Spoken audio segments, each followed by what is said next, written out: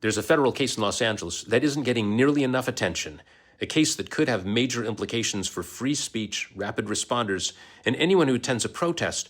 3 women, sometimes referred to by supporters as the Baldwin Park Three, are charged with stalking and conspiracy related to live streaming while following what they believed was an ICE SUV on the way to a raid. Prosecutors argued that once the women reached a residential street, they should have realized no raid was happening and that sharing nearby addresses showed intent to harass a federal officer. However, the defense said the women believed they were documenting enforcement activity and alerting rapid response observers and not targeting anyone.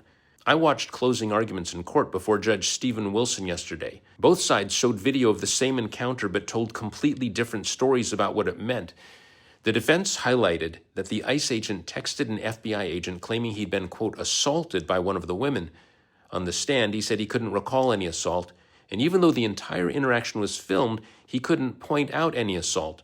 The defense argued that the ICE agent's text that mentioned an assault was used to justify an initial arrest in the case, and that the arrest led to a subpoena that released a trove of phone records and internet activity records to federal investigators. The defense also framed the case as potentially criminalizing legally protected speech.